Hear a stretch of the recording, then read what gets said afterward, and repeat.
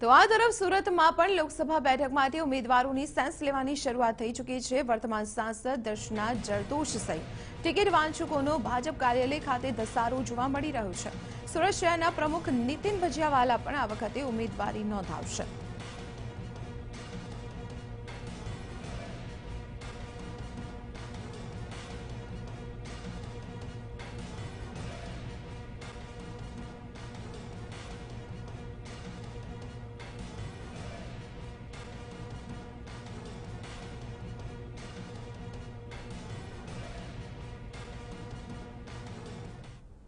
થયા છે અને ભારતીય જનતા પાર્ટીમાં નરેન્દ્રભાઈનું નેતૃત્વ અત્યારે સર્વોચ્ચ જે રીતે પરિણામલક્ષી રહ્યું છે અને એને કામ કરવાને જેને પોઝિટિવ કહેવાય પરિણામ આપી શક્યા છે સુરત માટે, તો એનો વિશ્વાસ તો અમારી સાથે છે જ। તો આપણે જણાવી દઈએ, સુરતમાં પણ લોકસભાની બેઠકને લઈને સેન્સ લેવાની પ્રક્રિયા હાથ ધરવામાં આવી છે। નિરીક્ષકોની ટીમ અત્યારે સુરત કાર્યાલય ખાતે પહોંચી ગઈ છે, ત્યારે જે ટિકિટ વાંચકો છે તેમનો ધસારો અત્યારે સુરત કાર્યાલય ખાતે જોવા મળી રહ્યો છે।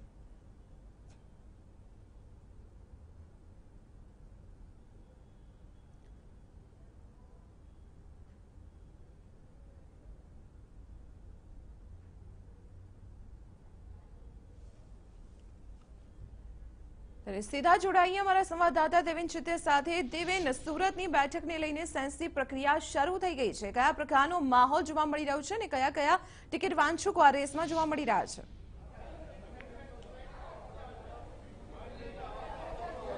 હજી દીપાલી, હું તમને જે દ્રશ્યો છે સુરતના એ બતાવી દઉં। સૌ પ્રથમ કે સુરતની જે ભારતીય જનતા પાર્ટીની કાર્યાલય છે, જ્યાં આગળ ઓબ્ઝર્વર જે સાંભળવા માટે આવ્યા છે, તે ઓબ્ઝર્વરની ટીમની પાસે જે મોટી સંખ્યામાં જે ટિકિટ વાંચકો છે તેઓ અહીં આવ્યા છે અને પોતાના જે સમર્થકો છે એ પોતાના સમર્થકોને લઈને ટિકિટ મળે એ પ્રકારની જે વાત છે તે કરી રહ્યા છે। સાથે સાથે જે સ્થાનિક ધારાસભ્યો છે તેઓ પણ આવ્યા છે, તેમણે પણ પોતાની જે રજૂઆત છે તે કરી છે। સાથે સાથે જેટલા પણ વ્યક્તિઓ અહીં આવ્યા છે તેઓ પોતાની રજૂઆત જે છે તે ઓબ્ઝર્વર આગળ કરી રહ્યા છે। આપણી સાથે સુરત શહેરના સાંસદ વર્તમાન દર્શનાબેન જરદોશ પણ છે, આપણે એમની સાથે પણ વાત કરીએ। એમણે બેન, તમે ઓબ્ઝર્વરને મળ્યા છો અત્યારે?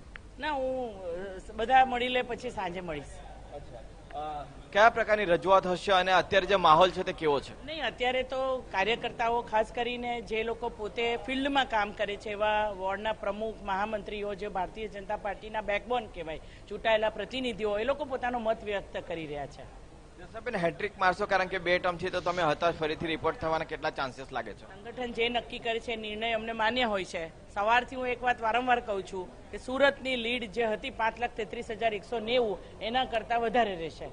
અત્યારે જે પ્રકારનો માહોલ જોવા મળી રહ્યો છે, સુરતી અને જે સૌરાષ્ટ્રીયન છે એમના વચ્ચે જે રસાકસી થઈ રહી છે, શું લાગે છે કોને ટિકિટ મળી શકે છે? સુરત કોસ્મોપોલિટન સિટી છે અને સુરતની અંદર સૌ કોઈએ પોતાની જેને પણ કર્મભૂમિ બનાવી હોય, એટલે મિની ભારત છે, એટલે એમાં કોઈ જ્ઞાતિવાદના વાડાને બદલે આપણે ભારતીય જનતા પાર્ટીનો ગઢ છે એવું હું કહી શકું।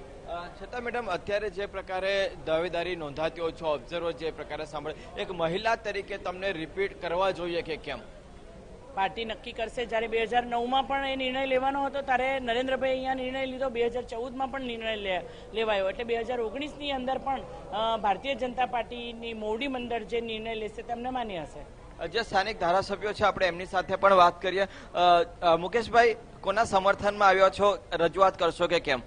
હું ભારતીય જનતા પાર્ટીના નરેન્દ્રભાઈના કમાન્ડમાં આવ્યો છું। બધા ઉમેદવાર નરેન્દ્રભાઈ છે ઉમેદવાર, એટલે નરેન્દ્રભાઈના સમર્થનમાં જ આવ્યા છે।